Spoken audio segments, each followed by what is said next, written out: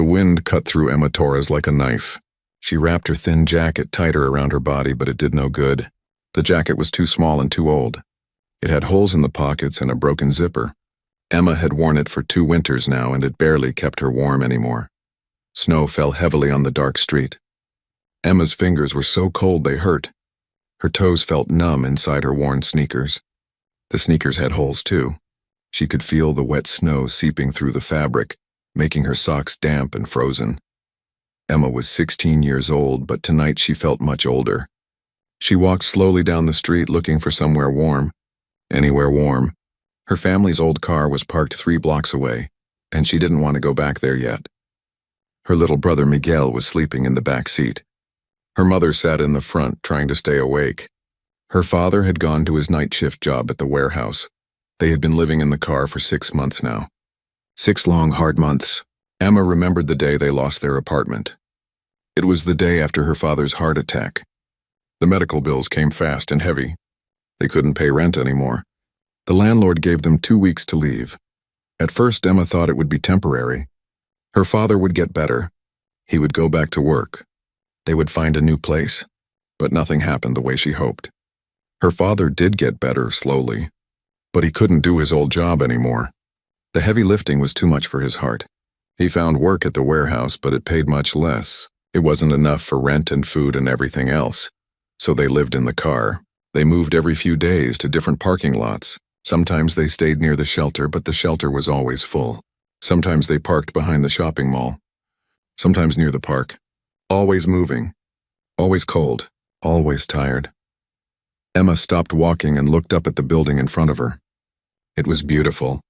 The Whitmore Concert Hall stood like a palace of light in the dark, snowy night.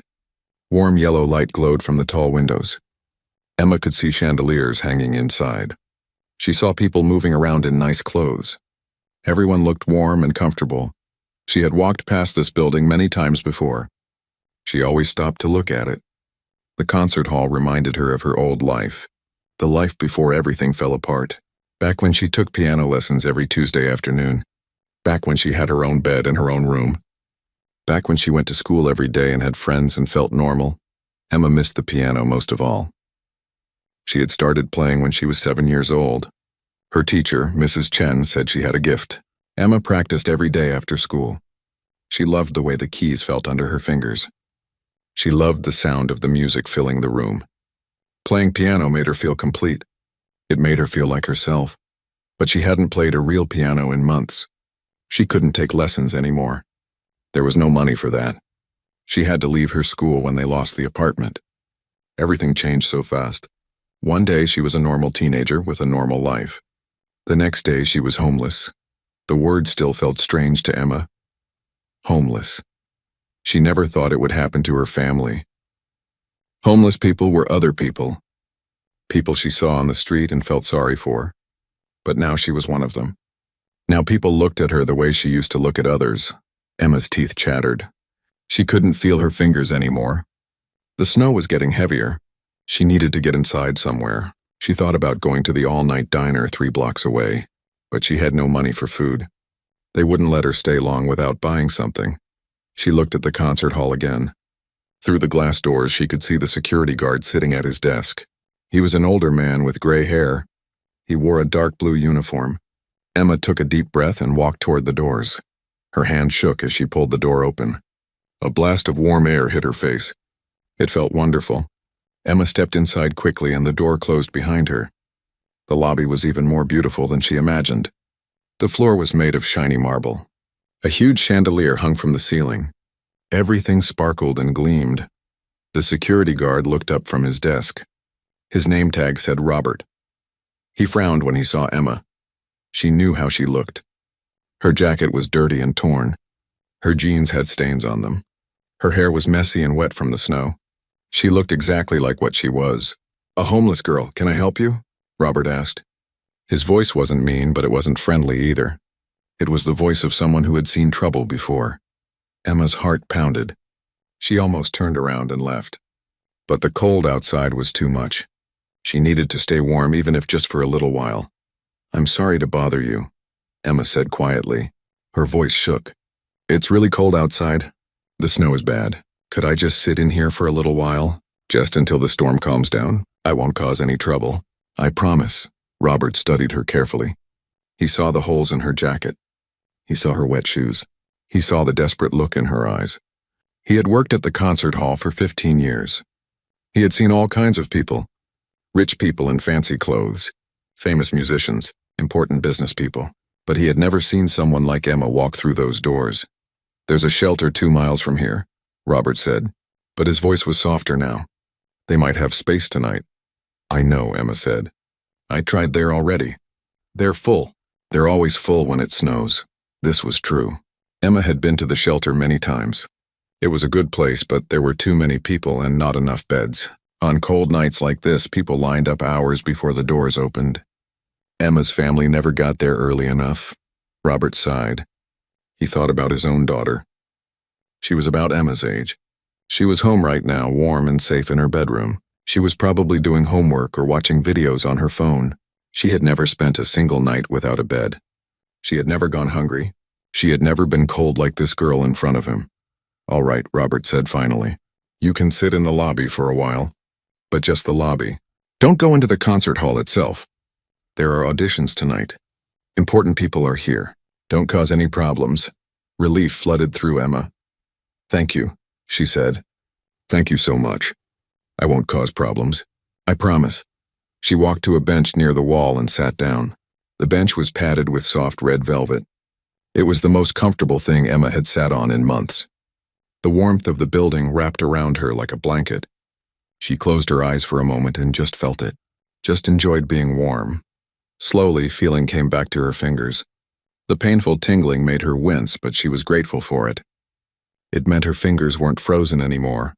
She rubbed her hands together, trying to warm them faster. Emma opened her eyes and looked around the lobby. Everything was so fancy, so clean, so beautiful. It felt like a different world. A world she used to be part of but wasn't anymore. She could hear music coming from somewhere deep in the building. It was faint but clear. Someone was playing violin.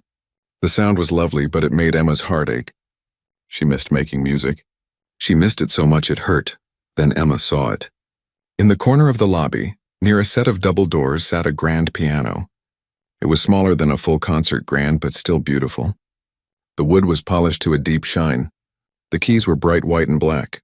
A small sign next to it said, "Practice piano, handle with care." Emma stared at the piano. She couldn't look away. Her fingers itched to touch those keys. She hadn't played a real piano since the day they lost the apartment. She had practiced on the old keyboard at the public library a few times, but it wasn't the same. The keys didn't feel right. The sound was flat and electronic. It didn't have the soul of a real piano. She told herself not to do it. She told herself to just sit quietly and be grateful for the warmth. Don't draw attention. Don't make problems. Don't give Robert a reason to make her leave. But the piano pulled at her like a magnet. Every minute she sat there, the pull got stronger. She couldn't help it. Music was part of her. It was in her bones and her blood and her heart. Being near a piano and not playing it felt like torture. Emma looked over at Robert. He was busy with paperwork at his desk. He wasn't watching her. The lobby was mostly empty. A few people in nice clothes walked through, heading toward the concert hall doors. They didn't look at her. To them, she was invisible. Emma made a decision. She stood up slowly and walked toward the piano. Her heart hammered in her chest. Her hands shook, but not from the cold anymore. She was nervous and excited and scared all at once. She reached the piano and stood in front of it.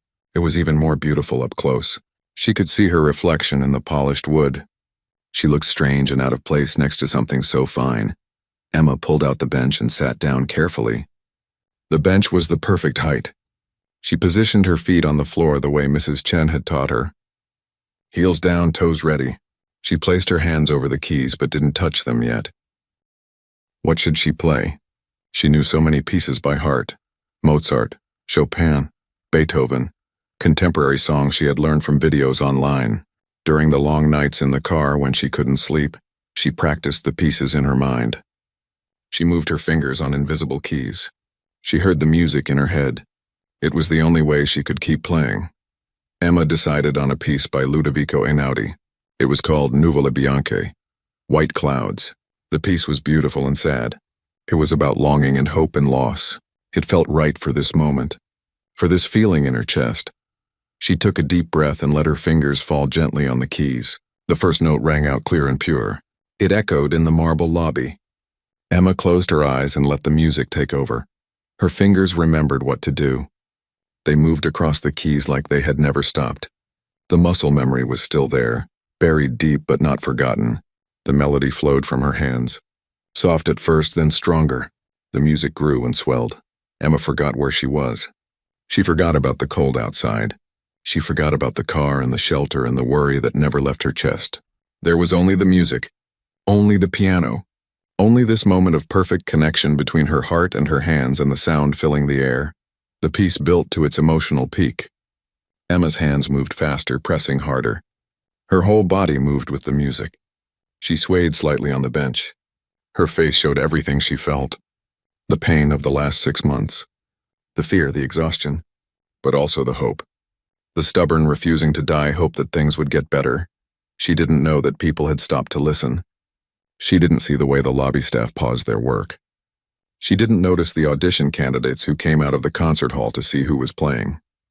She didn't see Robert stand up from his desk and stare at her in amazement, and she definitely didn't see Director Catherine Walsh step out of the concert hall and freeze in place at the sound of the music. Director Walsh had been at the concert hall since early morning.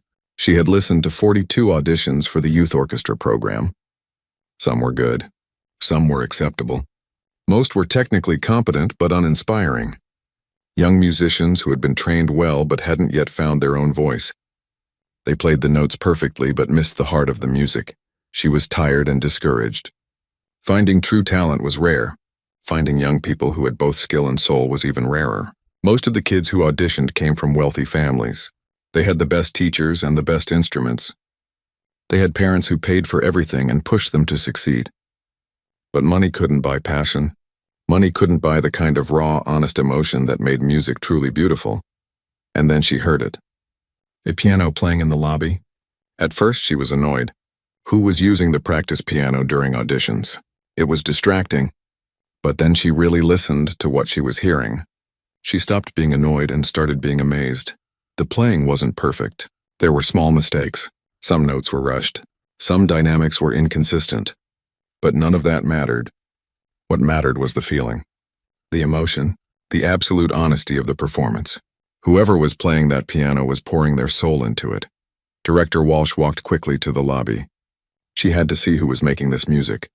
She pushed through the double doors and saw Emma at the piano, a teenage girl in ragged clothes. A girl who looked like she had been through hard times. A girl who was playing like her life depended on it. Director Walsh stood perfectly still and listened. The music washed over her. It had been years since she had heard something this moving, this real. Tears formed in her eyes. She wasn't a woman who cried easily. But this music touched something deep inside her. Emma played the final notes of the piece. The last chord hung in the air, then faded slowly. The lobby was completely silent. For a moment, nobody moved. Nobody breathed. Then Emma opened her eyes. She realized what she had done. She saw all the people staring at her.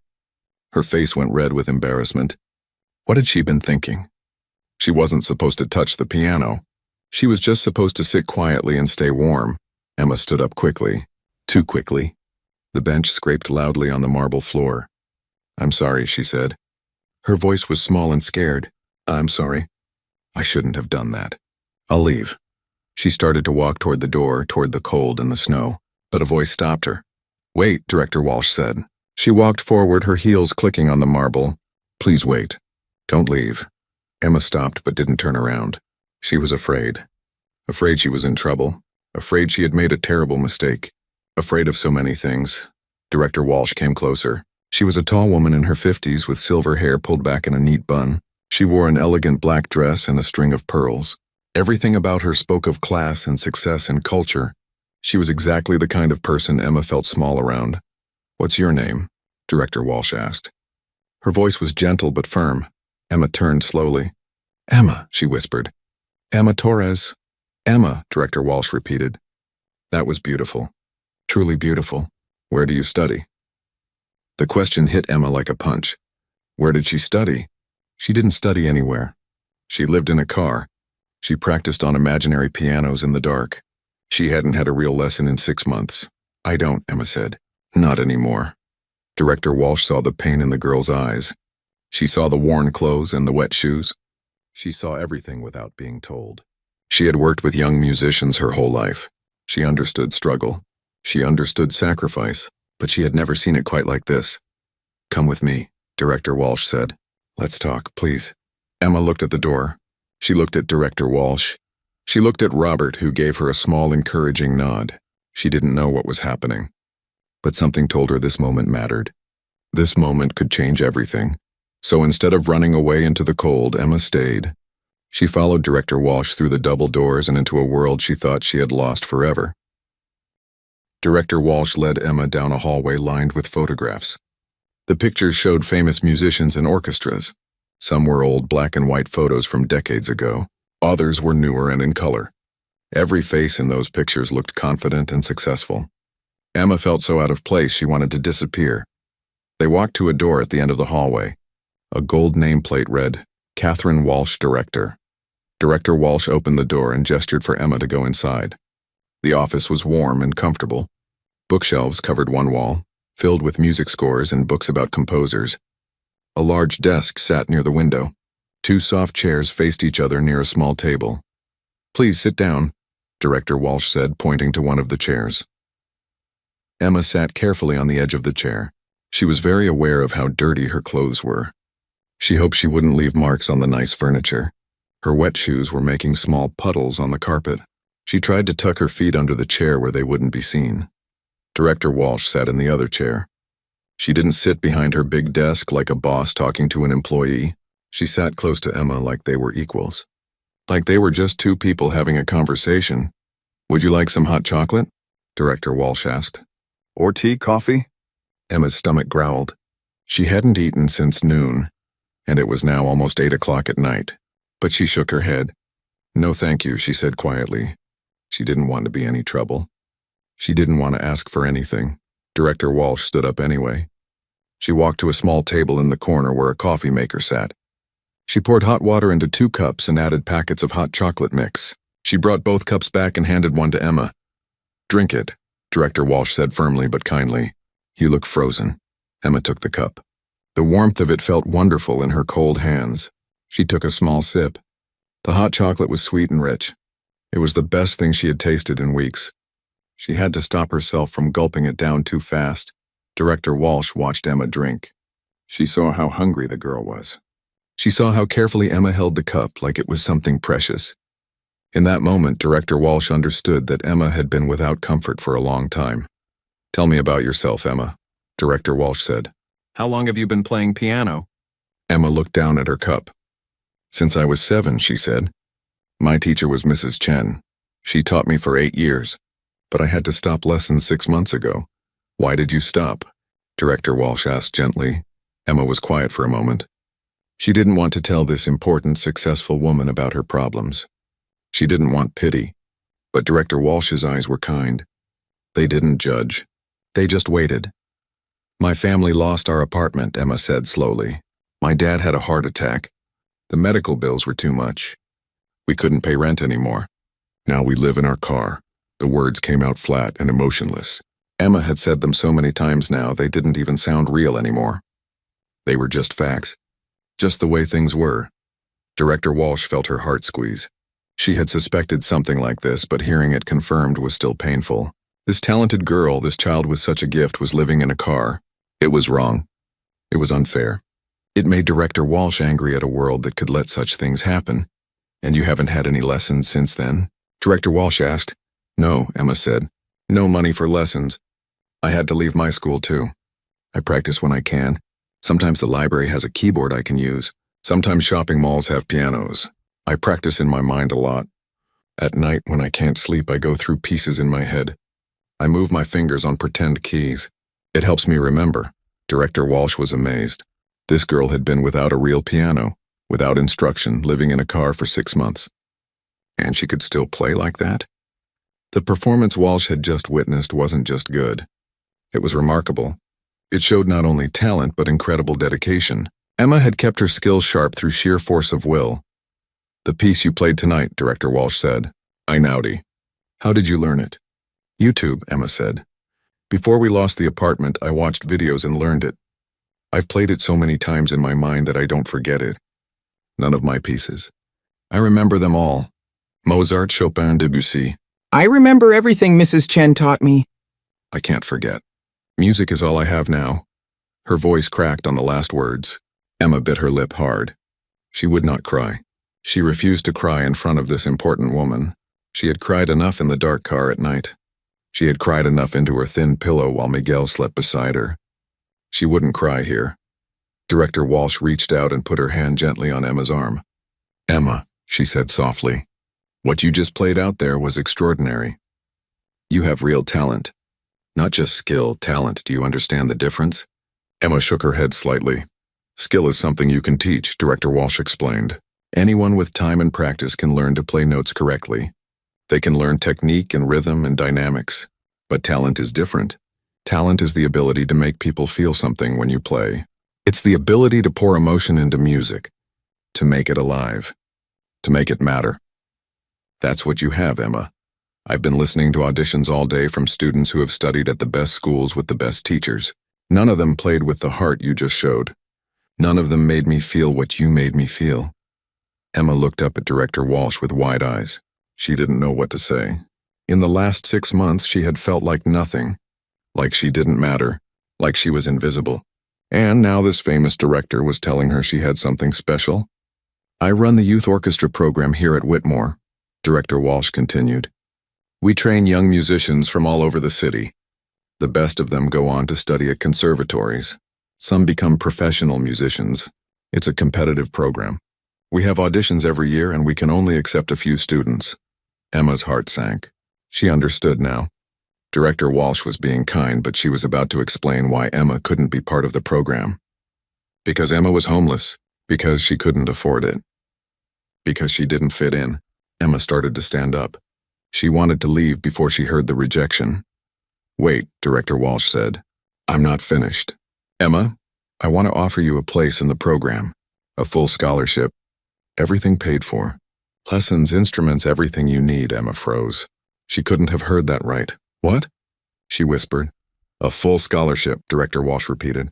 "You're exactly the kind of student we want. Talented, dedicated, passionate.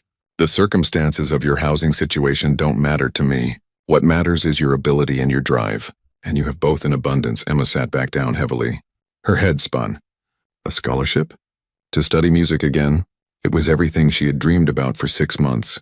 Everything she thought she had lost forever. But reality crashed in quickly. "I can't," Emma said, and tears finally came. They rolled down her cheeks before she could stop them. "I can't take it. I don't have a stable address. I can't give you school records because I'm not in school anymore. My family moves every few days. I never know where we'll be.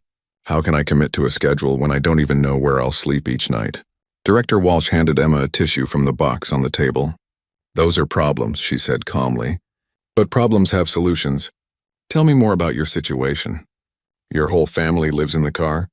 Emma nodded. She wiped her eyes with the tissue. "My mom, my dad, my little brother Miguel, and me. He's 10. Dad works nights at a warehouse. Mom works mornings at a diner. She finishes at 2, then picks up Miguel from school. I'm supposed to be studying for my GED, but I can't focus. We try to stay at the shelter when there's room, but usually there isn't, so we sleep in the car." "And during the day? Where do you go?" "The library mostly," Emma said. "It's warm. They have bathrooms. I can use the computers. Miguel does his homework there after school. Mom goes there too between shifts. We try to stay together as much as we can." "What about your father's health? You said he had a heart attack." "He's better now," Emma said, "but he can't do heavy work anymore. The doctor said stress is bad for him. But how can he not be stressed? We have nothing. We lost everything. Every day is stress." Director Walsh was quiet for a moment, thinking. Emma watched her nervously. She probably shouldn't have said so much. She probably scared Director Walsh away. Who would want to deal with all these problems? But Director Walsh wasn't scared. She was calculating. She was planning. She had worked in the arts for 30 years. She knew how to solve problems. She knew how to find resources. And she knew that letting Emma's talent go to waste would be a crime. "Emma," Director Walsh said, "I'm going to be honest with you. You're right that your situation makes things complicated, but not impossible. I need to make some calls, talk to some people. There are organizations that help families in your situation, housing advocates, social services. The concert hall also has a charitable foundation. We help young artists who face financial difficulties. Let me see what I can do." "Why?" Emma asked suddenly. "Why would you do all that for me?" "You just met me. You don't know me." Director Walsh smiled. It was a sad smile, but genuine. "I told you. You have talent. Real talent, the kind I rarely see. And talent like yours shouldn't be wasted because of circumstances beyond your control. Every young person deserves a chance to develop their gifts. That's what I believe.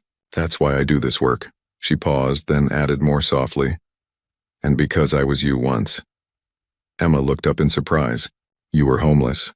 "Not homeless," Director Walsh said, "but poor, very poor. I grew up in a tiny apartment with 6 siblings. My parents worked 3 jobs between them. We barely had enough food. We certainly didn't have money for music lessons. But I loved music. I taught myself piano on an old broken instrument in the church basement. The keys stuck. It was out of tune, but it was all I had. A teacher found me playing there one day. She gave me free lessons for years. She believed in me when I didn't believe in myself. She changed my life. Now I run this concert hall. I teach young musicians. And when I see someone like you, I remember that teacher. I remember what one person's belief can do."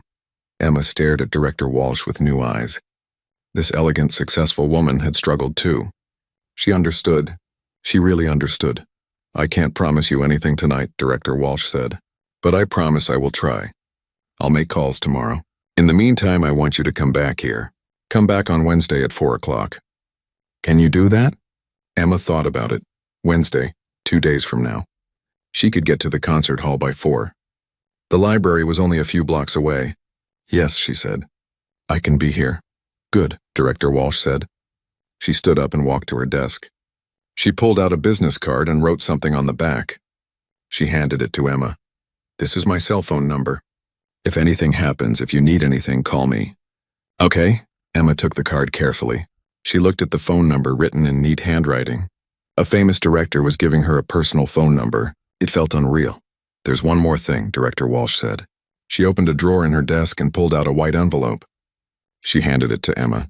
"Take this." Emma opened the envelope. Inside were 5 $20 bills. $100. More money than Emma had seen in months. "I can't take this," Emma said quickly, trying to hand it back. "Yes, you can," Director Walsh said firmly. "Use it for food.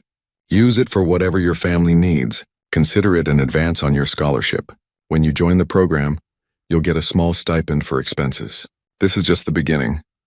Emma's hands shook as she held the money. $100. They could buy real food, not just cheap bread and peanut butter. They could get warm socks for Miguel.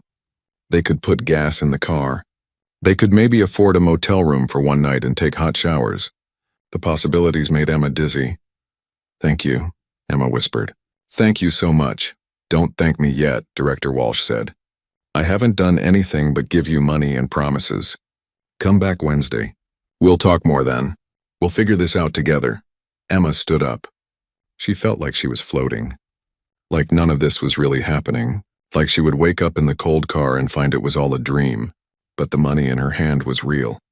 The business card was real. The warm hot chocolate in her stomach was real. Director Walsh walked Emma back to the lobby. Robert was still at his desk. He smiled at Emma when he saw her. He had heard her play. He had seen the crowd gather. He knew something special had happened. "Robert," Director Walsh said, "this is Emma Torres. She'll be coming here regularly from now on. She's one of our students. Please make sure she always feels welcome." Robert's smile got bigger. "Of course, Director Walsh, welcome, Emma." Emma mumbled another thank you. She felt overwhelmed. Everything was happening so fast. An hour ago, she was just trying to get warm. Now she had money in her pocket and a scholarship offer and people calling her a student. She walked toward the door, then stopped. She turned back to Director Walsh. "Can I ask you something?" "Of course," Director Walsh said. Why did you come out of the concert hall tonight? Why did you listen to me play? Director Walsh thought about the question. I heard something I haven't heard in a long time, she said. I heard honest emotion. I heard truth. In my work, I hear a lot of technically perfect performances that don't touch my heart. But your playing touched me. It reminded me why I love music. Why I do this work. So thank you, Emma. Thank you for playing tonight. Emma felt tears threatening again. She blinked them back and nodded. Then she pushed through the doors and walked out into the cold night. But the cold didn't feel as sharp anymore. The snow didn't feel as heavy. Emma walked quickly back to the car, her mind racing with everything that had just happened. When she reached the car, her mother was awake. She sat in the front seat with a worried look. Emma, where have you been? I was scared. I'm okay, Mom, Emma said, climbing into the back seat next to Miguel's sleeping form. Something amazing just happened.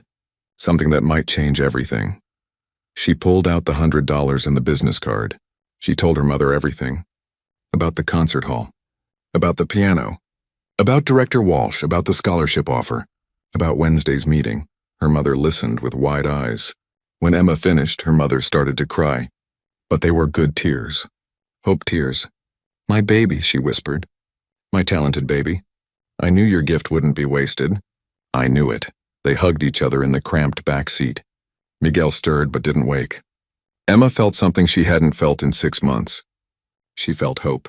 Real, genuine hope that things could get better, that her dreams weren't dead, that maybe, just maybe, playing that piano tonight had changed her life. We have to tell your father, her mother said. He'll be so happy. So proud. When he gets home from work, Emma agreed. Let's tell him together. They sat in the car, warm with possibility. Outside, the snow kept falling. The night was still cold. They were still homeless. Nothing had changed yet. But everything felt different. Because now they had something they had almost lost. They had hope. Emma looked at the business card again. Catherine Walsh, director. The phone number written on the back. She would keep this card safe. She would guard it like treasure. Because it represented something precious. It represented a second chance. It represented belief. Someone believed in her again. Someone saw her worth. Someone thought she mattered. And that, Emma realized, was worth more than money, worth more than shelter, worth more than anything. Being seen, being valued. Being told you have something special to offer the world. That feeling filled Emma's chest until she thought she might burst with it. She lay down next to Miguel, pulling the thin blanket over both of them. Her mother climbed into the front seat to wait for her father. The car was cold, but Emma barely noticed. She closed her eyes and replayed the evening in her mind. The piano, the music, Director Walsh's kind eyes, the scholarship offer, the money, the promise of Wednesday. For the first time in 6 months, Emma fell asleep with a smile on her face. She dreamed of pianos and music and a future that looked bright instead of dark. She dreamed of warm concert halls and applause. She dreamed of her fingers flying over keys, making music that mattered, making music that touched people's hearts. And in her dreams, she wasn't homeless anymore. She wasn't struggling. She wasn't cold or hungry or afraid. She was just Emma. Emma the pianist. Emma the musician. Emma who had something special to offer the world. Emma who mattered. Emma who had been given a second chance. And she wasn't going to waste it. Wednesday couldn't come fast enough for Emma. The 2 days between Sunday night and Wednesday afternoon felt like 2 years. Emma counted every hour, every minute. She was terrified that something would go wrong, that Director Walsh would change her mind, that the whole thing had been too good to be true. On Monday morning, Emma's father came back from his night shift. Her mother told him everything that had happened. Emma watched her father's face as he listened. She saw hope light up in his tired eyes. Then she saw something else. Worry. This is wonderful, Mija, her father said, using his nickname for her. But we can't accept charity. We have to stand on our own feet. It's not charity, Dad, Emma said quickly. It's a scholarship. For my talent. Director Walsh said I earned it. She said I'm the kind of student they want. Her father was quiet for a long moment. Emma knew he was proud. She knew he wanted good things for her. But she also knew he felt ashamed. Ashamed that he couldn't provide for his family. Ashamed that his daughter had to ask strangers for help. Let's just see what they say on Wednesday, Emma's mother said gently. touching her husband's arm. Let's not make decisions before we hear everything. Emma deserves this chance. We can't let our pride take it away from her. Her father sighed deeply. Then he nodded. You're right, he said to Emma's mother. Then to Emma, you play beautiful, mija. If these people see your talent, then we should be grateful. We should let you follow your dreams. I'm sorry I can't give you these things myself. Dad, don't, Emma said, her voice thick with emotion. This isn't your fault. You didn't choose to get sick. These things happen. We're still a family. We're still together. That's what matters. They hugged in the cramped car. Miguel woke up and joined the hug without really understanding what was happening. They stayed like that for a while, holding each other, finding strength in being together. On Monday and Tuesday, Emma tried to keep busy. She went to the library with Miguel after his school. She helped him with his homework. She practiced piano fingering on the library's old keyboard, though the keys were sticky and some didn't work at all. She studied for her GED test, though she couldn't concentrate. Her mind kept returning to Wednesday, to the meeting, to the possibilities. On Tuesday night, Emma tried to figure out what to wear. She wanted to look nice. She wanted to look like she belonged at a fancy concert hall. But all her clothes were old and worn. She had 2 pairs of jeans. One had a rip in the knee. The other had a stain that wouldn't come out no matter how many times her mother washed it in public restroom sinks. She had 4 shirts. All of them were too small or too big.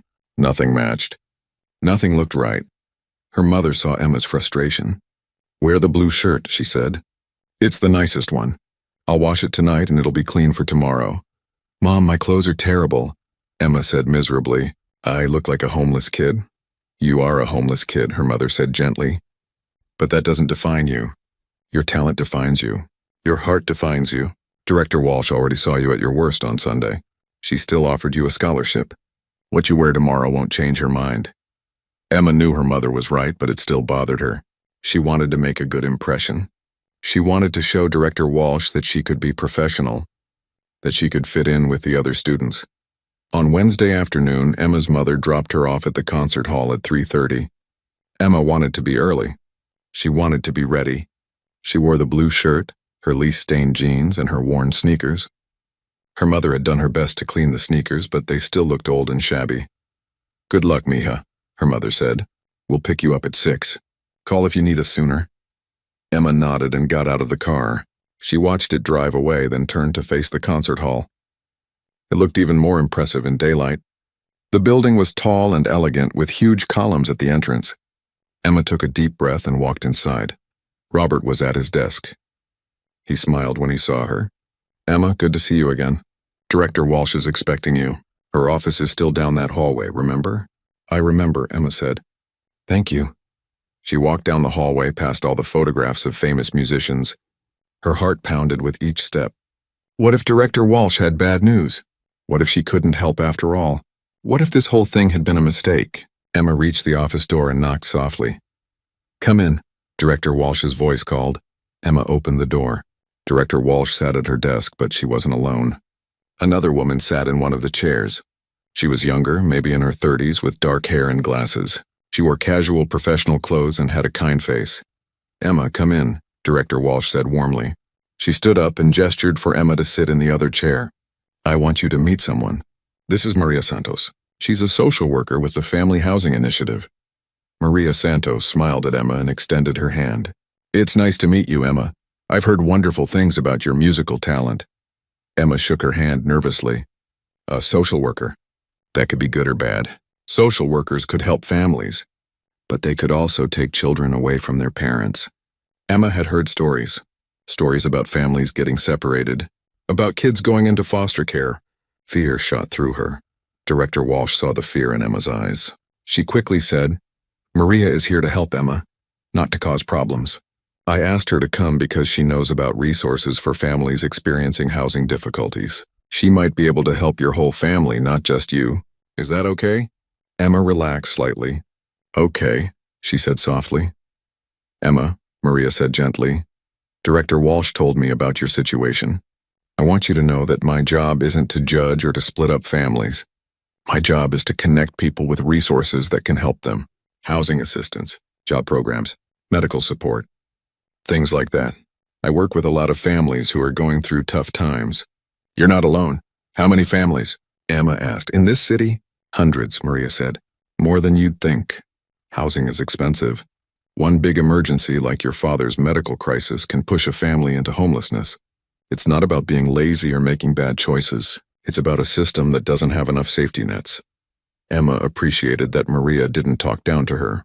She spoke to Emma like an adult, like someone who could understand complicated things.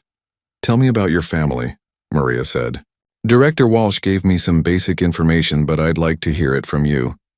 Emma told her story again. It was getting easier to tell.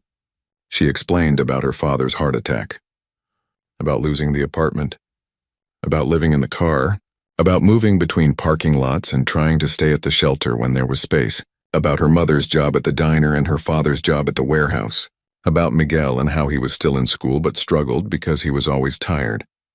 Maria listened carefully. She took notes in a small notebook. She didn't interrupt. She didn't look shocked or disgusted. She just listened with focused attention.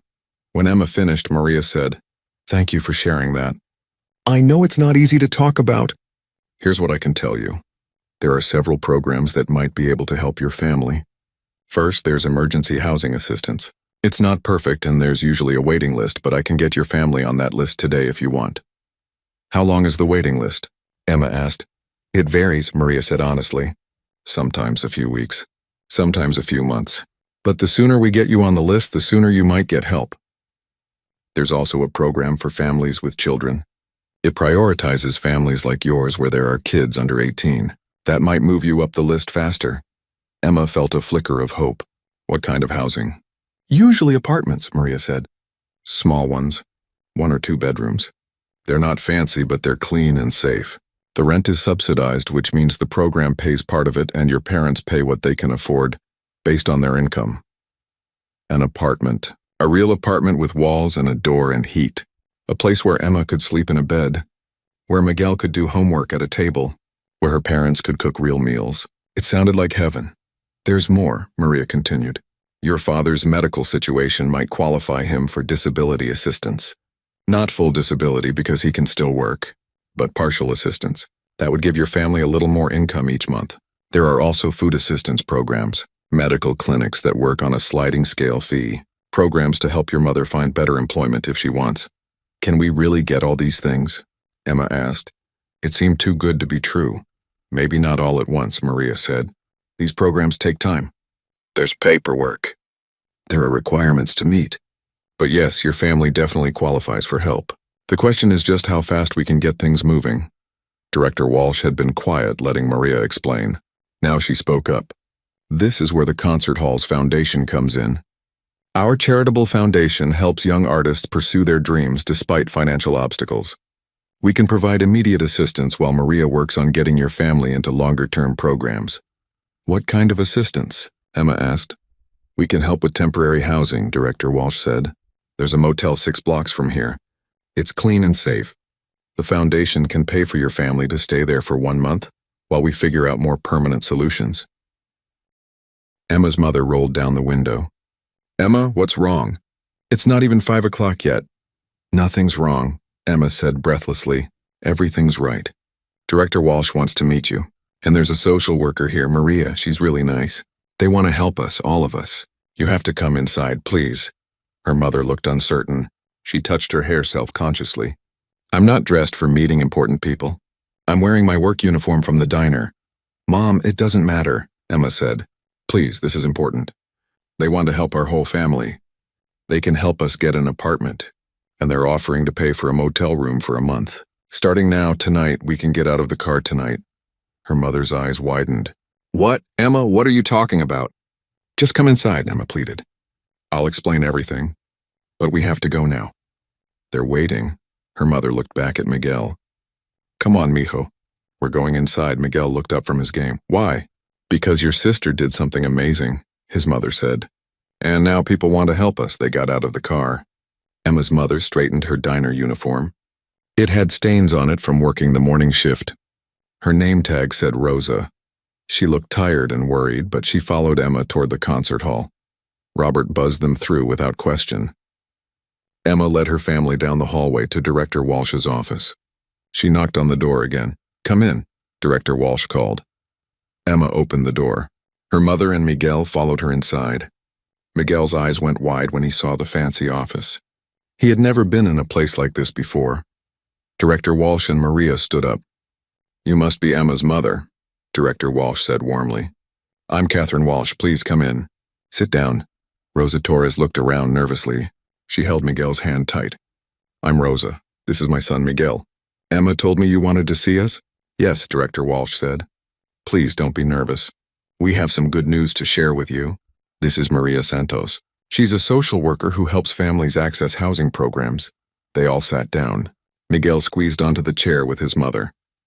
The office felt crowded but warm. Emma watched her mother's face as Director Walsh and Maria explained everything again.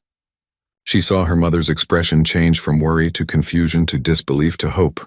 "A motel room?" Rosa repeated. "For a month, free? Paid for by the concert hall's charitable foundation," Director Walsh confirmed. "You can move in tonight if you want. I have the paperwork right here. All you need to do is sign it and pick up the key." "I don't understand," Rosa said. "Why would you do this for us?" "You don't even know us. We know Emma," Director Walsh said. "We know she has extraordinary talent. And we know that talent needs support to flourish. We want to help your whole family because helping Emma means helping all of you. You're a unit, a team. When one person in a family succeeds, it lifts everyone up." Maria added, "Mrs. Torres, I've been doing this work for 8 years. I've seen a lot of families in situations like yours. Families who work hard but can't catch a break.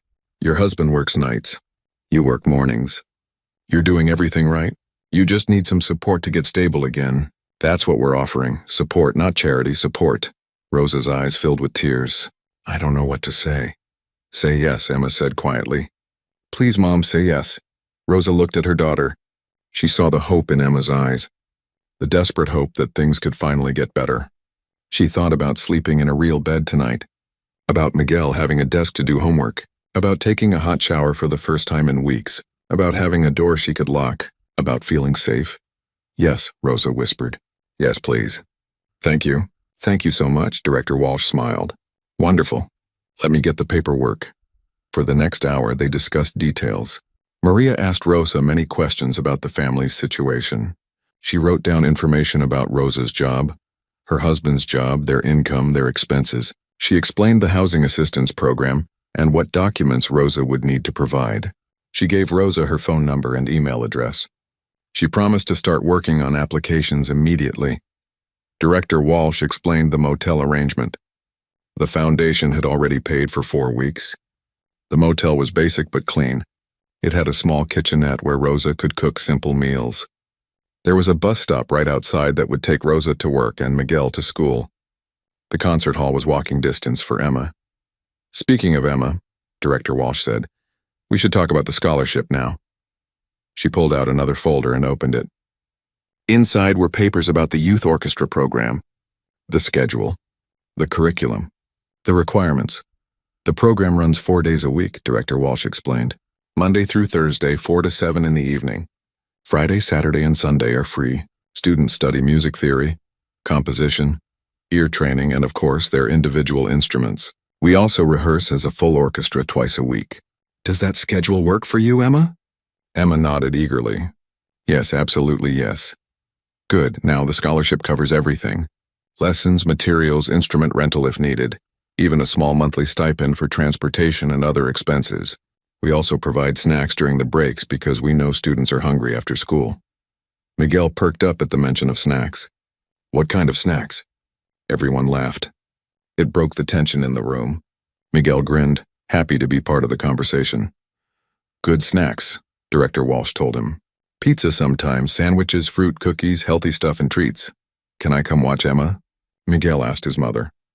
"We'll see," Rosa said, but she was smiling. Emma could tell her mother was already imagining a better life. A life where Miguel could watch his sister play music in a beautiful concert hall, where they didn't have to worry about where they'd sleep each night, where they had a future to look forward to. "There's one more thing," Director Walsh said. "Emma, you'll need proper concert attire for performances. Black dress or black pants and white shirt. The foundation will provide that. We'll also get you better shoes. You can't perform in sneakers." Emma looked down at her worn sneakers, the ones with holes. the ones that let in water when it rained. Getting new shoes seemed like an impossible luxury. Emma also mentioned she was studying for her GED, Maria said. Mrs. Torres, is Emma enrolled in any school program right now? Rosa shook her head. No. We had to leave her school when we lost the apartment. The school district where we parked the car wanted all kinds of documentation we didn't have. It was too complicated, so Emma's been studying on her own. I can help with that, Maria said. There are programs for young people in unstable housing situations. Programs that are more flexible. I can get Emma enrolled in a GED program that meets at the community center. It's free, and they work with students who have complicated lives. Would you like that, Emma? Yes, Emma said. I want to finish school. I want to graduate. Then we'll make that happen, Maria promised. They talked for another 30 minutes. They made plans. They signed papers. They exchanged phone numbers. By the time they were done, it was after 6 o'clock. But nobody minded. They had accomplished so much. Director Walsh walked them all to the lobby. Emma, your first official class is next Monday at 4. Don't be late. And come ready to work. We have a concert in 3 months and you'll be performing in it. A concert? Emma said. Already? Already, Director Walsh confirmed. You're joining mid-year, so you'll have to catch up fast. But I believe you can do it. You have the talent and the drive. That's all you need. Emma felt excited and scared at the same time. A real concert. On a real stage. In front of real people. It was everything she had dreamed about for 6 months. Everything she thought she'd lost forever. They said their goodbyes and thank yous. Emma, Rosa, and Miguel walked out of the concert hall into the cool evening air. But it didn't feel cold anymore. Nothing felt cold. They felt warm with possibility. We have to go tell your father, Rosa said. He's going to be so happy, so proud. They drove to the warehouse where Emma's father worked. They waited outside until his break. When he came out and heard the news, he cried. Emma had never seen her father cry before. He held them all and cried with relief and gratitude and joy. That night they checked into the motel. The room was small and simple, but to them it was a palace. There were 2 beds with clean sheets, a bathroom with a real shower, a TV, a small kitchen area with a microwave and mini fridge, windows with curtains, a door that locked. Heat that worked. Miguel jumped on the bed. This is amazing, he shouted. We have a TV. Rosa laughed. Don't jump on the bed. You'll break it, but she was laughing. They were all laughing, crying and laughing at the same time. Emma turned on the shower just to watch the hot water run. Steam filled the bathroom. It was the most beautiful thing she had seen in months. That night, Emma slept in a real bed for the first time in 6 months. She had a pillow and a blanket and sheets. Miguel snored softly in the other bed. Her parents slept on the pull-out couch. Everyone was warm. Everyone was safe. Everyone was together. Emma lay in the dark and thought about everything that had happened. 4 days ago, she was just trying to get warm. She had walked into a concert hall and asked to sit in the lobby. She had played a piano without permission, and that one moment of courage had changed everything, had opened doors she thought were closed forever. Monday afternoon arrived faster than Emma expected. The days between Wednesday and Monday had been a blur of activity. Her family settled into the motel room. Her father worked his shifts at the warehouse. Her mother kept her job at the diner. Miguel went to school like a normal kid, and Emma prepared for her first day in the youth orchestra program. Maria Santos had been true to her word. She called Emma's mother 3 times over the weekend. She helped Rosa fill out applications for housing assistance. She found a GED program for Emma that started in 2 weeks. She connected Emma's father with a medical clinic that could monitor his heart condition for free. She was making things happen fast. But Emma tried not to think too much about all the adult things happening in the background. She focused on what she could control: music, piano, preparation. On Monday morning, Emma went to the public library. She used the computer to watch videos about music theory. She hadn't studied theory formally in 6 months, and she was worried about being behind. She took notes in a small notebook she had bought with some of the money Director Walsh had given her. She practiced scales and arpeggios on the library's keyboard. She was determined to be ready. At 3:30, Emma walked to the concert hall.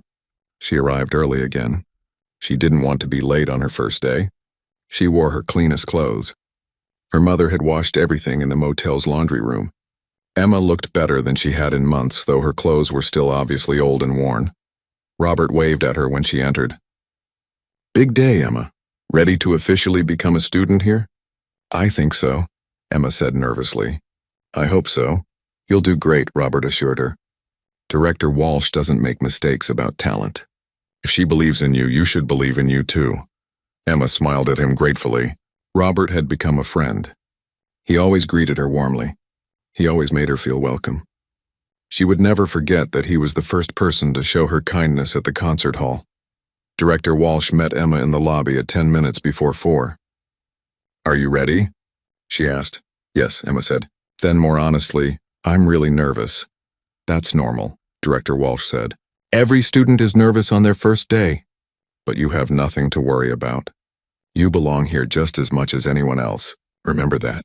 She led Emma down a different hallway. This one had practice rooms on both sides. Emma could hear different instruments being played behind closed doors. A violin, a cello, a flute. The sounds mixed together in a chaotic but beautiful way. They came to a large room at the end of the hallway. Director Walsh opened the door. Inside was a classroom set up with chairs and music stands arranged in a semicircle. A whiteboard covered one wall. A piano sat in the corner. About 15 students were already there, talking and laughing with each other. Everyone stopped and looked when Emma walked in. She felt their eyes on her. She saw them notice her cheap clothes, her worn sneakers. She saw them wondering who she was and why she was there. Director Walsh clapped her hands. "Everyone, attention please.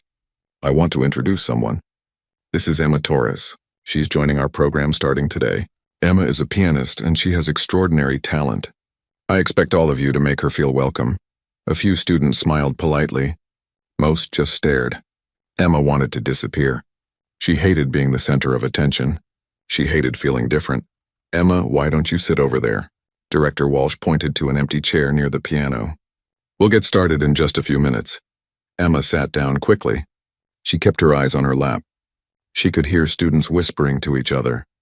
She couldn't hear the words, but she knew they were talking about her, judging her, wondering why she was there. A girl sat down in the chair next to Emma. She had long black hair and a neat braid. She wore nice jeans and a pretty sweater. Her shoes looked new and expensive. She smiled at Emma. "Hi," the girl said. "I'm Sophia. I play violin." "What do you play?" "Piano," Emma said quietly. "Cool," Sophia said. "We could use another good pianist. Our last one graduated last year. Most of these kids play strings or winds. Do you know music theory?" "A little," Emma said. "I'm probably behind everyone else." "Don't worry about it," Sophia said kindly. "Director Walsh teaches theory in a way that makes sense. You'll catch up fast. How long have you been playing piano?" 9 years, Emma said.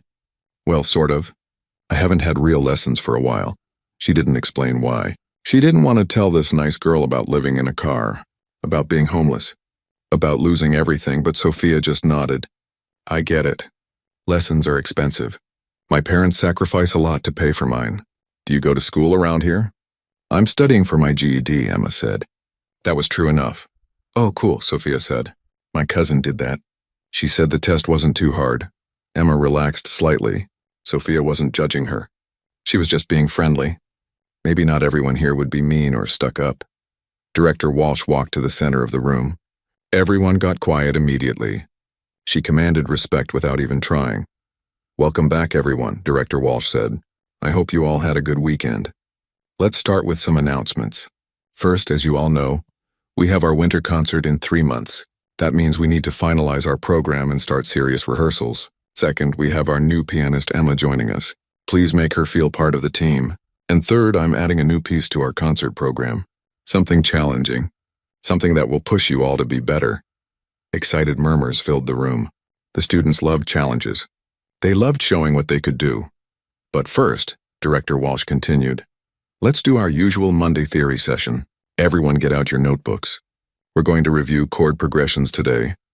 The next hour was intense. Director Walsh taught music theory the way a general might teach battle strategy. She was demanding but clear. She asked questions constantly. She made students come to the board to write out chord progressions. She corrected mistakes immediately but never in a mean way. Emma struggled to keep up at first. There were terms she didn't remember. concepts that felt rusty after 6 months without formal instruction. But she wrote down everything. She raised her hand when she didn't understand. She asked questions even though she was afraid of looking stupid. Director Walsh seemed pleased with Emma's questions. Good question, Emma. That's exactly the kind of thinking we need. Music theory isn't about memorizing rules. It's about understanding why music works the way it does. After the theory session, they had a break. Students got snacks from a table at the back of the room. Emma saw pizza slices, fruit, cookies, and juice boxes. Her stomach growled. She hadn't eaten since noon. Sophia grabbed 2 slices of pizza and brought one to Emma. Here, the pizza goes fast. You have to grab it quick. Thank you, Emma said. She bit into the pizza. It was still warm. It tasted amazing. She had to stop herself from eating too fast. So what kind of music do you like to play? Sophia asked between bites. Everything, Emma said. Classical mostly. But I also like contemporary composers. Einaudi, Yeruma, Philip Glass. I like music that tells stories. Music with emotion. Have you heard the piece we're performing in the concert? Sophia asked. It's by Tchaikovsky. The Serenade for Strings. It's beautiful but really hard. Emma shook her head. I don't think I know it. Director Walsh will probably give you the piano part soon. It's going to take a lot of practice. But if you've been playing for 9 years, you can probably handle it. Emma hoped Sophia was right. She couldn't let Director Walsh down. She couldn't let anyone down. After the break, they moved to the large rehearsal hall. This was where the full orchestra met. The room was enormous. A stage took up one end. Rows of chairs with music stands filled the space. The piano sat on the stage, gleaming under the lights. Emma's heart raced as she climbed the stage steps and sat at the piano. She had never played on a stage before. She had never performed for an audience. Her only experience was practicing in her old living room or at the library. This was completely different. This was real. Director Walsh distributed sheet music to everyone. Today we're going to run through the Tchaikovsky. Then we'll work on individual sections that need improvement. I want to hear what we sound like right now so I know what we need to fix. The students got ready. Violins were tuned. Cellos were positioned. Flutes and clarinets were assembled. Emma looked at the piano part in front of her. The notes danced across the page. It was complicated. Lots of fast runs. Tricky rhythms. This was going to be hard. Director Walsh raised her hands. Let's start from the beginning. Count in, and Emma, don't worry if you make mistakes. This is your first time seeing this music. Just do your best. The music began. The strings came in first with the main melody. It was beautiful and flowing. Emma counted carefully, waiting for her entrance. When it came, she played. Her fingers moved over the keys, following the notes as best she could. She made mistakes. Several of them. She stumbled over a fast passage. She came in a beat late in one section. She played a wrong note that made her wince. But she kept going. She didn't stop. She pushed through like Mrs. Chen had taught her years ago. When you make a mistake in a performance, you keep playing. You never stop. The piece ended. Emma's hands were shaking. She had messed up so much. Everyone probably thought she was terrible. Director Walsh probably regretted giving her the scholarship, but Director Walsh was smiling. Everything's fine, Emma said quickly. I just need to ask you something. Of course. Come to my office. They walked together down the familiar hallway. Once inside the office, Director Walsh said, What's on your mind? Emma took a deep breath. I need to practice. The Tchaikovsky piece and everything else. But I don't have a piano. At the motel. I was wondering if maybe I could use one of the practice rooms here before class starts. I'll come as early as you want. I won't get in anyone's way. I just need somewhere to practice. Director Walsh looked at Emma thoughtfully. That's a very good question. And yes, of course you can use the practice rooms. In fact, I should have thought of that myself. Here's what we'll do. I'll give you a key card that lets you into the building. You can come here anytime between 8 in the morning and 9 at night. Any day of the week. Use any practice room that's open. There's almost always at least one available. Emma couldn't believe what she was hearing. Really? I can come anytime? Anytime during those hours, Director Walsh confirmed. The building is staffed and safe during those times.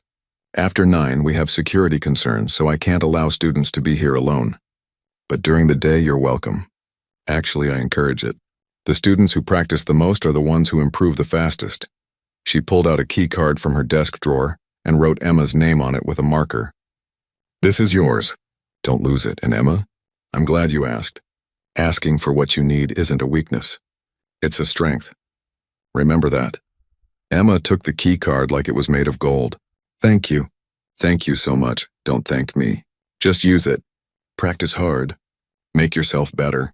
That's all the thanks I need." From that day on, Emma came to the concert hall every day.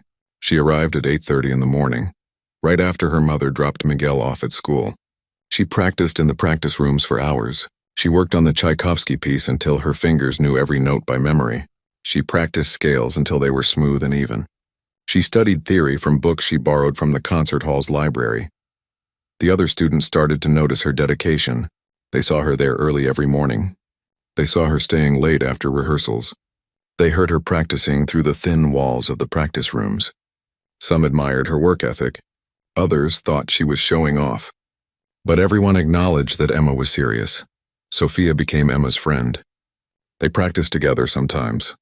Sophia would work on her violin parts while Emma worked on piano. They helped each other with theory homework. They quizzed each other before tests. Sophia never asked about Emma's home situation, and Emma was grateful for that. But not everyone was friendly. There was a boy named Marcus who played cello. He came from a wealthy family. His parents were both doctors. He had studied at expensive music schools his whole life. He didn't think Emma belonged in the program. "I heard she got a pity scholarship," Marcus said one day during break. He said it loud enough for Emma to hear. "She's homeless or something." Director Walsh felt sorry for her. Emma's face burned. She pretended not to hear. She kept eating her snack and looking at her sheet music, but Sophia heard. She turned to Marcus with fire in her eyes. "Who cares how she got here? She's good. Really good. Better than half the people in this program. And she works harder than anyone, so maybe you should worry about your own playing instead of gossiping about someone else." Marcus looked embarrassed. He muttered something and walked away. Sophia sat down next to Emma. "Don't listen to him. He's just jealous because you're getting better faster than he is." "It's okay," Emma said quietly. But it wasn't okay. It hurt to know that people were talking about her, judging her, thinking she didn't deserve to be there. That night, Emma almost quit. She thought about telling Director Walsh that she couldn't do it anymore, that she didn't fit in, that she should give the scholarship to someone else who actually belonged. But then she thought about her family, about her mother working hard at the diner, about her father's weak heart, about Miguel who looked up to her, about Director Walsh who believed in her, about the chance she had been given. Emma decided she wouldn't quit. She would prove everyone wrong. She would work so hard that nobody could question whether she belonged.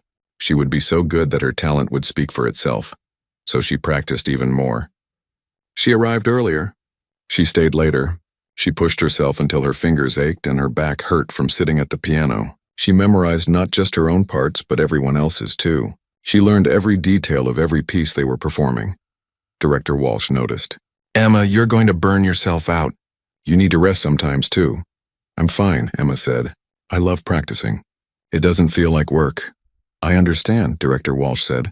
"I was the same way when I was your age. But balance is important. Music should bring you joy, not stress. Don't forget that." Emma knew Director Walsh was right.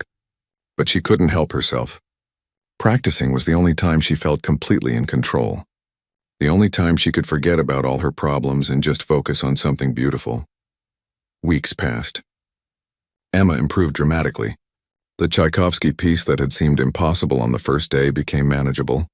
Then comfortable, then easy. She could play it with her eyes closed. She could play it with expression and feeling. She made it her own. The concert was 6 weeks away, then 4 weeks, then 2 weeks. Rehearsals became more intense. Director Walsh pushed everyone harder. She demanded perfection. She accepted nothing less than everyone's best. Emma thrived under the pressure. She loved the challenge. She loved feeling her skills grow. She loved being part of something bigger than herself. The orchestra was becoming a real team. They listened to each other. They supported each other. They made music together. Even Marcus stopped making mean comments. He saw how good Emma was. He saw that she earned her place. He started asking her questions about piano technique. They weren't friends. but they weren't enemies anymore either. 2 days before the concert, Director Walsh made an announcement. "I've been very impressed with all of you this season. You've worked hard and improved tremendously. I'm proud of what we've built together. For the concert, I want to feature some solo performances between the full orchestra pieces. Emma, I'd like you to perform a piano solo. Something of your choice, something that showcases your artistry." Emma's heart stopped. A solo in front of an audience? She had never performed alone before. She had always imagined her first performance would be safe, hidden in the middle of an orchestra, but a solo meant everyone would be watching her. "Just her. I don't know if I can," Emma said. "You can," Director Walsh said firmly. "Choose something you love, something that means something to you. You have 2 days to prepare. I believe in you." That night, Emma couldn't sleep. She thought about what to play. She wanted something meaningful, something that told her story without words, something that would make sense of everything she had been through.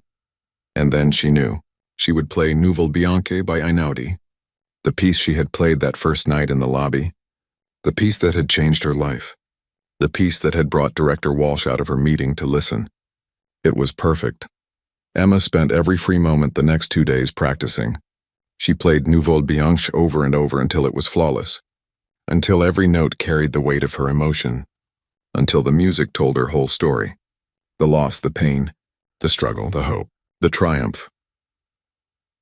The night before the concert, Emma's family came to the concert hall for the final dress rehearsal.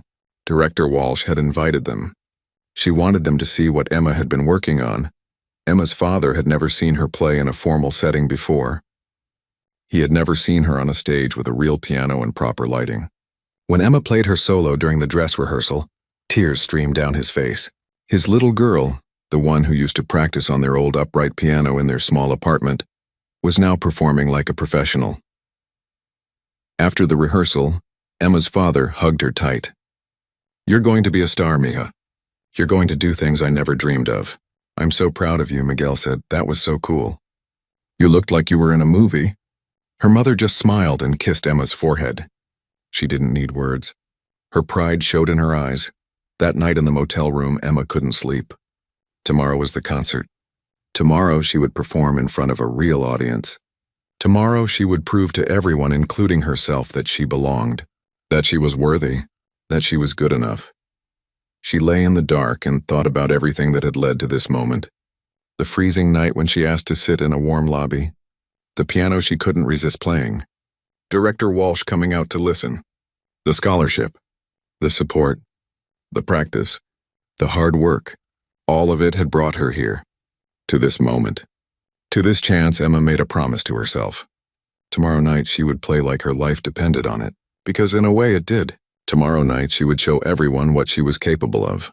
Tomorrow night she would make beautiful music. And nothing else would matter. Not the worn shoes. Not the cheap clothes. Not the homeless shelter. Not the car they used to live in. None of it. Tomorrow night she would just be Emma the musician. Emma the artist. Emma who had something important to say through her music. And the whole world would listen.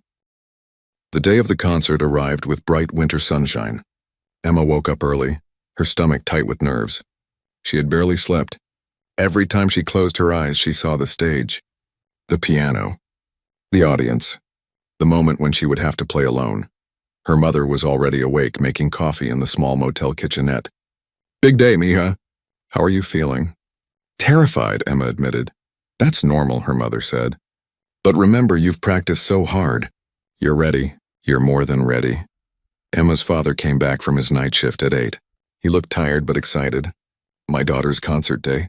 I wouldn't miss this for anything. I'm going to sleep for a few hours, then we'll all go together." Miguel was bouncing with energy. "Can I wear my nice shirt? The one Grandma sent for Christmas?" "Yes," their mother said. "We're all wearing our best tonight. This is a special occasion." Director Walsh had given Emma a dress for the concert. It was simple but elegant. Black with long sleeves and a modest neckline. It came with a pair of black flats that actually fit properly. Emma had tried them on the night before. For the first time in months, she looked like she belonged on a stage. The concert was at 7 in the evening. Emma arrived at the concert hall at 4. Director Walsh had asked all performers to come early for final preparations. When Emma walked into the rehearsal hall, the other students were already warming up. The air buzzed with nervous energy. Sophia saw Emma and rushed over. "There you are. I've been so nervous all day." "Are you nervous?" "So nervous I might throw up," Emma said. "Same," Sophia laughed. "But we're going to be great. We've practiced so much." What could go wrong? Everything, Emma thought. But she didn't say it out loud. Director Walsh clapped her hands for attention. "All right, everyone, listen up. We have 3 hours until the audience arrives. We're going to run through the entire program once, then you'll have time to rest and prepare. Remember what we've worked on. Play with confidence. Play with emotion. And most importantly, play together. You're not individuals tonight. You're an orchestra." They ran through the program. It sounded good. Better than good. Emma played her solo piece during the run-through, and several students stopped to listen even though they were supposed to be preparing their own parts. When she finished, there was spontaneous applause. "Beautiful, Emma," Director Walsh said. "Just like that tonight. Play from your heart, and the audience will feel it." After the rehearsal, Emma went to one of the practice rooms alone. She needed a few minutes to herself. To breathe, to focus, to remind herself why she was doing this. She sat at the practice room piano and played through Nouveau Bianche one more time. Slowly, carefully, feeling every note. This piece was more than just music to her. It was her story, her journey, her proof that beauty could come from pain, that hope could survive in darkness, that talent could shine even when everything else fell apart. There was a soft knock on the practice room door. Emma stopped playing and turned around. Director Walsh stood in the doorway. "May I come in?" she asked. "Of course," Emma said. Director Walsh sat down on the small bench by the wall. "How are you feeling?" "Really?" Emma considered lying, saying she was fine. But Director Walsh deserved honesty. "I'm scared. What if I mess up? What if I forget the notes? What if I'm not good enough?" "All performers feel that way," Director Walsh said gently. "Every single one. Even the most famous musicians in the world get nervous before performances." "You want to know a secret?" Emma nodded. "The fear means you care. It means this matters to you. If you weren't nervous, I'd be worried. The nerves will actually help you. They'll make you focused and sharp. You just have to channel them into your performance." "How do I do that?" Emma asked. "You remember why you play? Not to impress people, not to be perfect, but to share something beautiful. To make people feel something. That's what music is for. Connection. Communication. When you sit at that piano tonight, don't think about the audience. Don't think about the judges or the critics or anyone else. Just think about the music. Think about what the piece means to you. Play for yourself first and everyone else will follow." Emma felt some of the tension leave her shoulders. "Thank you. That helps," Director Walsh stood up. "You've come so far, Emma. 3 months ago, you were a freezing girl asking to sit in a warm lobby. Tonight, you're a featured performer at one of the most prestigious youth concerts in the city. That transformation didn't happen by accident. It happened because of your talent, your dedication, and your courage. Don't forget that. You earned this moment." After Director Walsh left, Emma sat quietly for a few more minutes. She thought about that night 3 months ago. How cold she had been. How desperate, how lost. And now here she was, about to perform on a real stage. Life could change so fast. Everything could transform in a single moment if you were brave enough to take a chance. At 5:30, Emma changed into her concert dress. It fit perfectly. She looked at herself in the bathroom mirror. She barely recognized the girl staring back at her. She looked professional, confident like a real musician, not like a homeless girl in worn sneakers. Her family arrived at 6.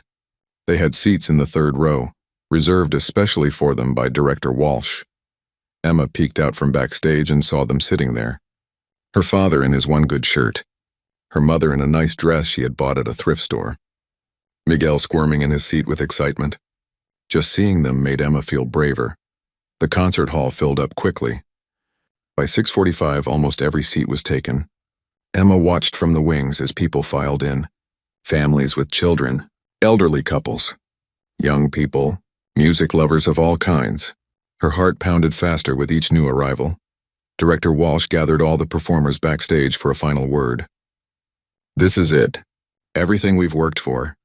Remember, mistakes happen. If you make one, don't stop. Keep playing. The audience won't notice small errors if you play with confidence. Support each other. Listen to each other. And most importantly, enjoy this. Performing is a privilege. Not everyone gets to share their art with others. So go out there and show them what you can do. The lights dimmed in the concert hall. The audience quieted. Director Walsh walked onto the stage. Applause filled the room. She took a bow, then turned to conduct. The concert began with a piece by Bach. The strings played beautifully, their sound rich and unified. Emma listened from backstage, amazed at how good they sounded. This was the same group that had struggled with timing 3 months ago. Now they played like professionals. The Bach ended to strong applause. Then came a piece by Mozart. Then a contemporary composition by a local composer. Each piece was better than the last. The audience seemed delighted. Then it was time for Emma's solo. Director Walsh walked to the microphone at the front of the stage. Our next piece is a solo piano performance. Please welcome Emma Torres, who will play Nuvole Bianche by Ludovico Einaudi. Emma walked onto the stage. The lights were bright. The audience was a dark blur beyond them. She could barely see individual faces. Her legs felt shaky. Her hands trembled. For a moment, she thought she might actually faint. But then she saw her family in the third row. Her father gave her a thumbs up. Miguel waved excitedly. Her mother pressed her hands together and smiled with such pride that Emma felt tears threaten. Emma sat at the grand piano. She adjusted the bench. She placed her hands on the keys. She took a deep breath. And then she remembered what Director Walsh had said. Don't play for the audience. Play for yourself. Play for the music. She thought about that first night. The cold, the piano in the lobby, the desperate need to make music even when everything else was falling apart. She thought about the journey from that moment to this one. All the practice, all the struggle, all the growth, and then Emma began to play. The first notes floated into the silent hall. Soft and delicate, the melody emerged gradually, building with gentle insistence. Emma's nervousness disappeared. There was only the music, only the piano, only this moment of pure expression. Her fingers moved across the keys with confidence. Every note was exactly where it should be. Every dynamic was perfect, but more than that, the music had feeling. It had soul. Emma poured everything into it. Her pain, her hope, her gratitude, her love for her family, her respect for Director Walsh, her determination to prove she belonged. The piece built to its emotional peak. Emma's whole body moved with the music. She swayed slightly, completely lost in the performance. The piano sang under her hands. The melody soared through the concert hall like a living thing. In the audience, people were mesmerized. Some had tears in their eyes. Others sat perfectly still, afraid to break the spell. Emma's father cried openly. Her mother held his hand tight. Miguel watched his sister with his mouth hanging open, amazed that someone he knew could make such beautiful sounds. Director Walsh stood in the wings, watching. She had heard this piece before. She had heard it that first night when Emma played in the lobby. But this was different. Emma had grown. Her technique had improved. Her confidence had strengthened. And her artistry had deepened. This wasn't just good playing. This was remarkable playing. This was the kind of performance that people would remember. The piece reached its gentle conclusion. The final notes hung in the air, then faded slowly. For a moment, there was complete silence. Nobody moved. Nobody breathed. Then the applause started. Thank you, Emma's father said. Thank you for seeing her. For believing in her. You changed our whole family's life. She did that herself, Director Walsh said. I just opened a door. She walked through it and did all the hard work. As families started to leave, a woman approached Emma and Director Walsh. She was well-dressed and carried herself with authority. Excuse me, she said. I'm Janet Crawford. I'm the Dean of Admissions at the Riverside Conservatory. I was in the audience tonight. Emma's heart raced. The Riverside Conservatory was one of the best music schools in the region. Famous musicians had studied there. Your performance was outstanding, Dean Crawford said to Emma. I'd like to talk to you about our high school program. We offer full scholarships to exceptional students. Based on what I heard tonight, I think you'd be an excellent fit. Emma looked at Director Walsh, not knowing what to say. Director Walsh smiled. That's wonderful, Janet. Emma would benefit tremendously from that program. She's exactly the kind of student you're looking for. Dean Crawford handed Emma a business card. Have your parents call me next week. We'll set up an audition. Though after tonight's performance, I think the audition is just a formality."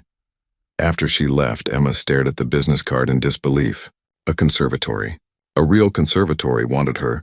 The girl who 3 months ago was homeless and hopeless. The girl who thought her dreams were dead. That girl was being recruited by one of the best music schools in the state. "This is real, isn't it?" Emma asked Director Walsh. "This is really happening?" "It's real," Director Walsh confirmed. "This is what talent and hard work lead to. Opportunities, chances, futures." The concert hall slowly emptied. The performers packed up their instruments. The lights were turned off one by one. Emma walked through the lobby with her family, still wearing her concert dress. She looked at the piano in the corner.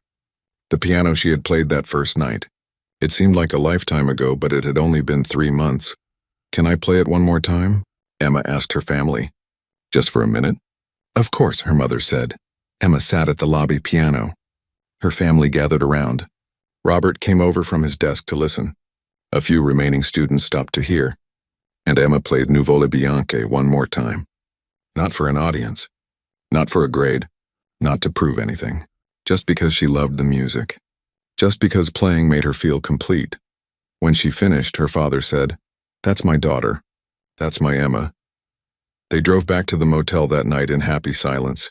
Emma looked out the window at the city lights. So much had changed. Just 3 months ago, they were living in the car, parking in different lots every night, struggling to survive each day. Now they had a motel room. Her mother had kept her job and gotten a small raise. Her father's health was stable. Miguel was doing better in school. And Emma was being recruited by a conservatory. But the biggest change was inside Emma herself. She no longer felt worthless. She no longer felt invisible. She knew she had value. She knew she had something important to offer the world. She knew that her circumstances didn't define her. Her talent, her dedication, and her courage defined her. That night, Emma couldn't sleep again. But this time it wasn't from nervousness. It was from excitement, from joy, from anticipation of what the future might hold. She thought about Director Walsh's story, about being a poor girl who taught herself on a broken piano, about the teacher who believed in her, about how that belief changed everything. And now Emma understood. She understood that she could be that person for someone else someday. She could be the one who believed, the one who opened doors, the one who changed lives. 2 weeks after the concert, Maria Santos called Emma's mother with incredible news. A family housing unit had become available. Not in the distant future, now, immediately. It was a small 2-bedroom apartment in a safe building. The rent was subsidized. They could afford it on her parents' combined income. They moved in 3 days later. It wasn't fancy. The furniture was old and mismatched, donated by a charity. The walls needed paint. The carpet was worn, but it was theirs. It had 2 bedrooms, a kitchen, a bathroom, windows, heat. It was home. Emma shared a room with Miguel. Her parents took the other bedroom. They bought a used upright piano from a music store that was going out of business. It was old and slightly out of tune, but it worked. Emma now had a piano at home. She could practice whenever she wanted. The conservatory accepted Emma for the next school year. She would start in September. They offered a full scholarship that covered tuition, books, and even a meal plan.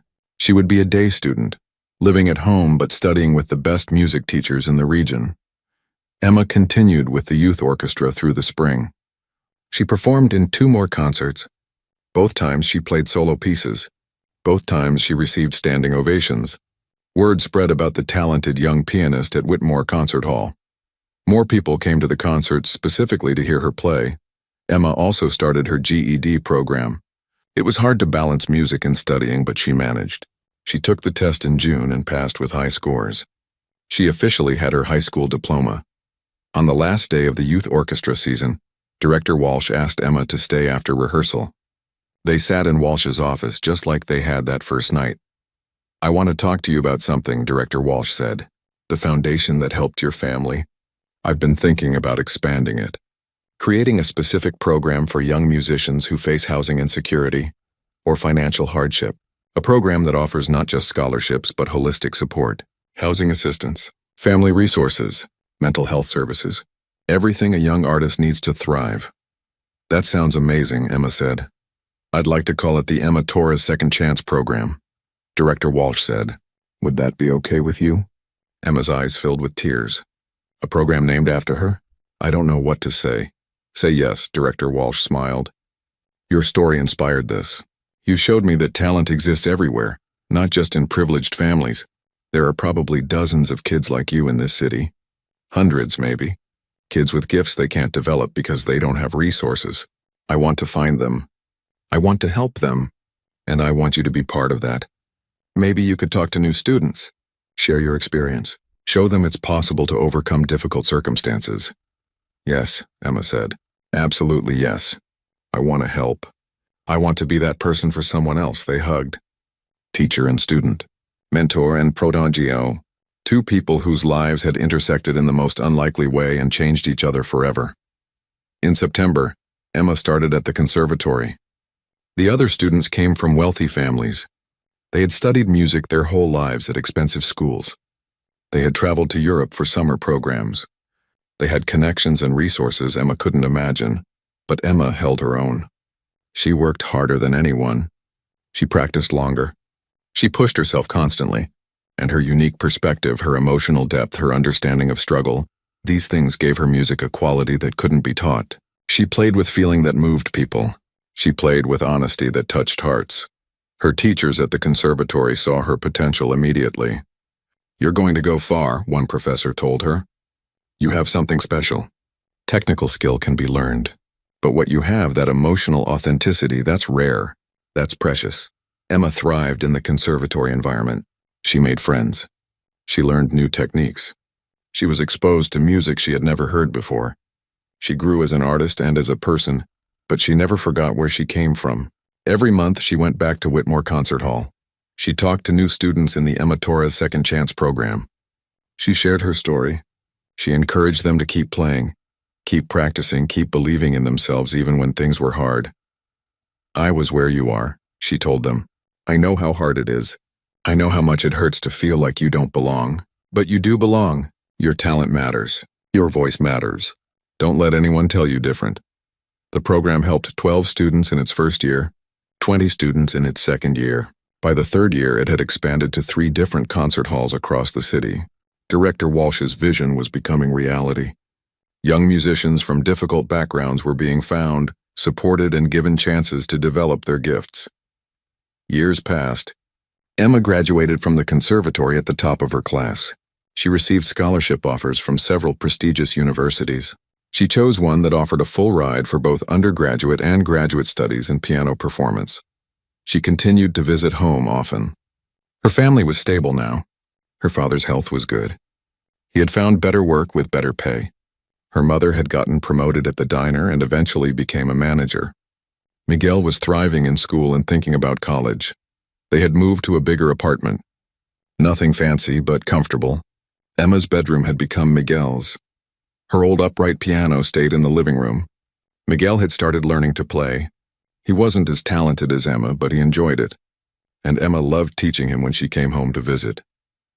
One spring evening, 5 years after that first concert, Emma returned to Whitmore Concert Hall for a special performance. She was the featured guest artist at the youth orchestra's annual gala. She was 21 years old now, an accomplished pianist who had performed at venues across the country.